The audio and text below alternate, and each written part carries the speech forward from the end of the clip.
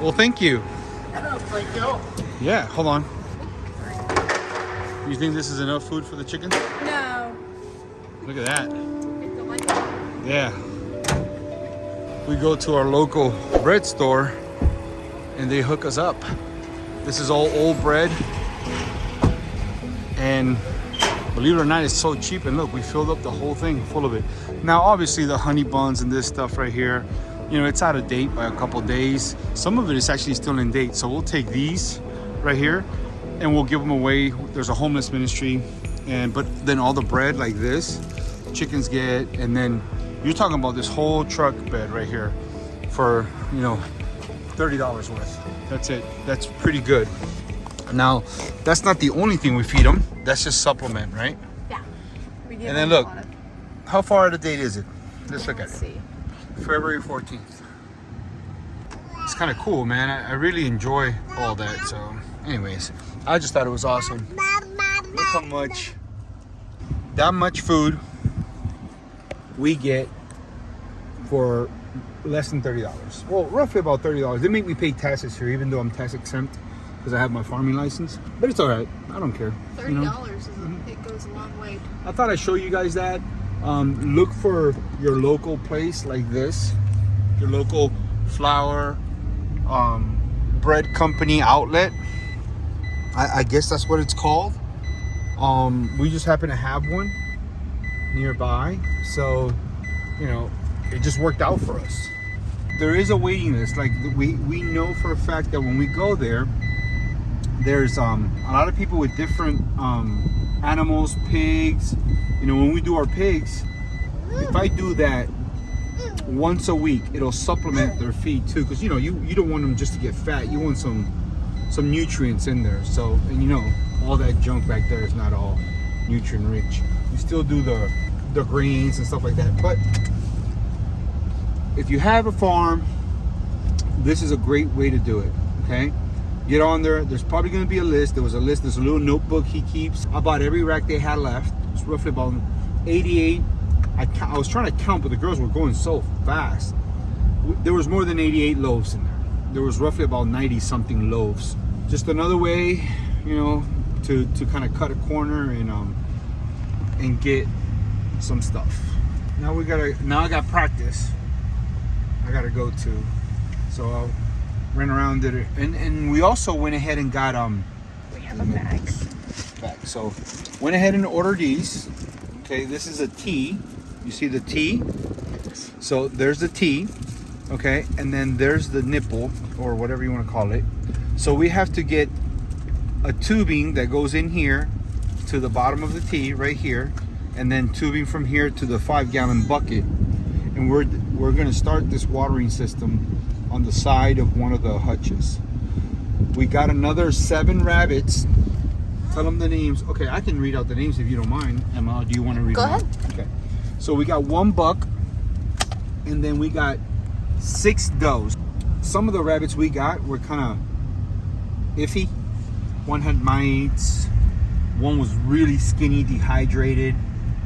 So we're rehabbing them first before we breed them. We want to rehab them. So we'll give them about a week or so to rehab, and then we go ahead and breed them. They're not in the best, you know, health-wise. They're not the best right now for breeding, and we don't want to stress them any more than they've already been stressed, right?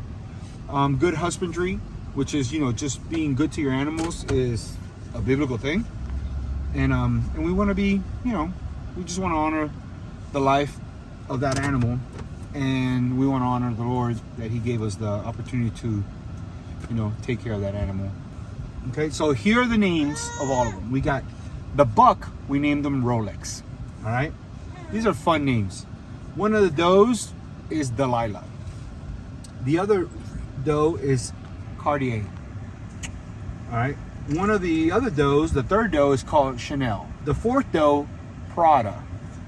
The fifth doe, Mercedes. And the last doe, Versace. Ding! But yeah, so we want to fill you guys in on what our day looks like. We skipped homeschooling today. My wife and my son took the keys to the truck, and I was out the whole half of the day, the first half of the day, with no keys to the truck. So, but we got all our errands run. We got the watering system going. We got bread. We got plenty of bread. We got plenty of supplemental food for the chickens. They're going to start laying like crazy. So we have about, I would say about 100 buns here with sesame seeds on them, and this is just to supplement them, you know, just to get them through. This is the last week that we're gonna have a cold snap, so this will give them some carbs and keep them nice and going and get them hungry. And our cat, who's pregnant, this little fatty, wants it too, so we're gonna go give it to them. Let's see what they do, okay?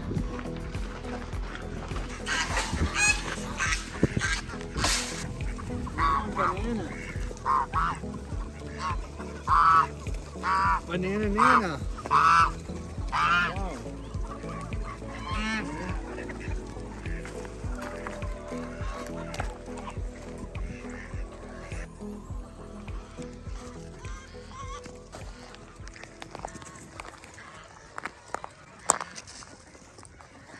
There we go. We just do this.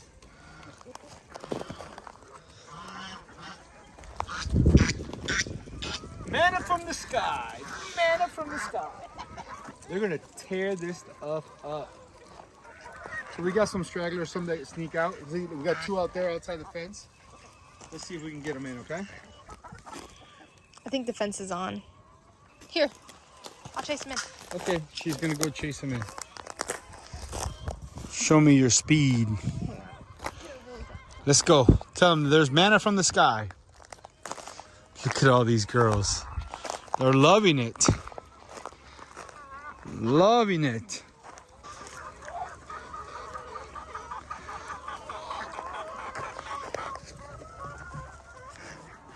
Yeah.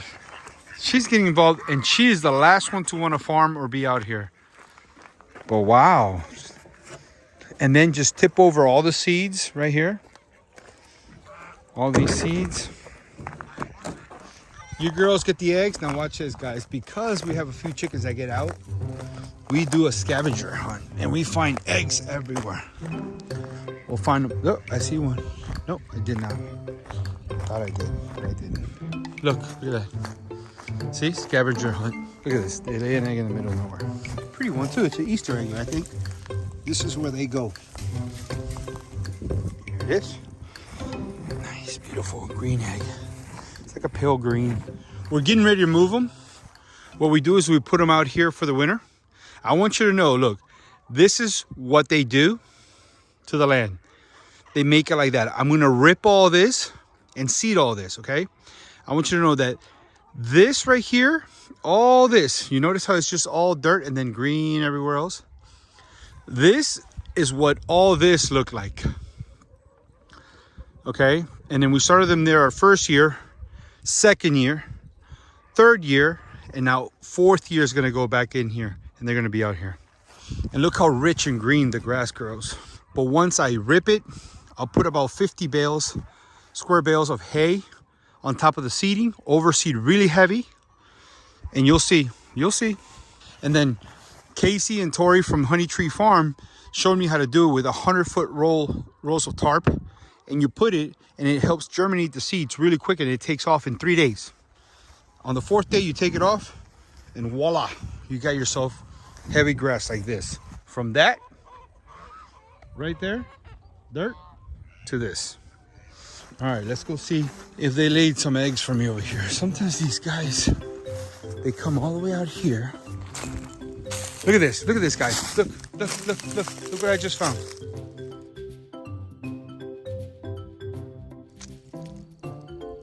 You see that? This is a first. They moved their nest because we found them. Look at them, they're probably rotten. We won't be selling these, but look, see, that's how they do it. This is the first time, and it's surrounded by briars. I don't even know how I'm gonna get them. Ow! Ow! Dang it! Ah! All right, hold on, guys. All right, guys, we're back. I found them. This is what I found. Look at that. Okay. Where were they? you least expect it. I don't want to put them in my pocket because I've done that before, and then I moved my leg and it got tight and it squished the eggs. Okay, here I'm gonna try to do it. I got a lot of eggs. Oh, don't bend over too far, Bruno. You'll crack them all. Scramble eggs in your pocket. No, don't do it. Ow, ow, ow, ow. She's a trooper. It is pouring down rain. And I do mean pouring down rain. And she's out here. Man, we got to figure something out with this. This is not good. That right there. But that water has to go somewhere. I get it, you know, I get it. All this water, so we're gonna have to fix all this. I think I'm gonna put a basin there, a catch basin, and then go underneath this. Come out here, because look, it's just ruining, eating away at that. And it's just gonna keep going. The gutters are working, that's for sure. Look at her.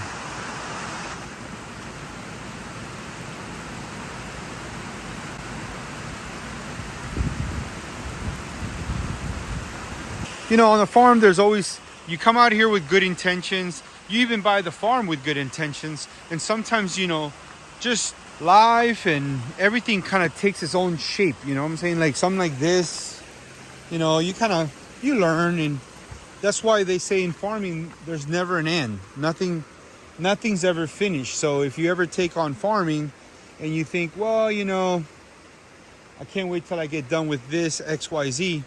Well, I'm gonna tell you this right now, wrong approach. Just know that when you get into farming, the work and everything that goes into it, you're passing it on to your children. Once you finish one project, you got to maintain the last project you did. How was it? Wet? Very wet. The whole thing is gone? Oh wow, look at that. Awesome. Let's see how much of a dent we've put on this. So we had a truck full. It's the third day. We've supplemented our feed with a little bit of this, a little bit of that, and we still have that much. We have about a week's worth of supplementing. We knew this cold snap was coming, and the carbs will give them a little bit of energy and, you know, a little bit of fat. It doesn't really help them lay any. There's times with the windshield and everything, it'll get down to like 19 degrees. Where we're at right now, it doesn't really get down to zeros or below freezing. As long as I can remember, we've never had a 0 day or below freezing. We've been here 14 years and we've never had a severe freeze like that. I mean, we've gone down to the teens. I've seen one time with the windshield, it got down to 12. But single digits, never. But when that happens, we supplement their layer feed, never changes. We still give them about 25 pounds of layer pellets, 16% protein. And then we take another 20 pounds of just like carbs, and we give them. Now we have about 40 chickens that are 3 years old. This spring, they'll be, like in a month, they'll be 3 years old. Actually, this month, they'll be 3 years old. We got them in March. So we got a we actually have a place here locally in this area that takes old chickens as trade-ins. What they do with them, we don't ask. They just take them on trade-ins. We get about $5 per chicken, right? And then we use that to buy new 18-week-old pullets. So we're gonna get another 40 to 50 pullets, 18 weeks, about 4.5 months old. And we're gonna get rid of about 40 old hens. There you have it, guys. Arrivederci.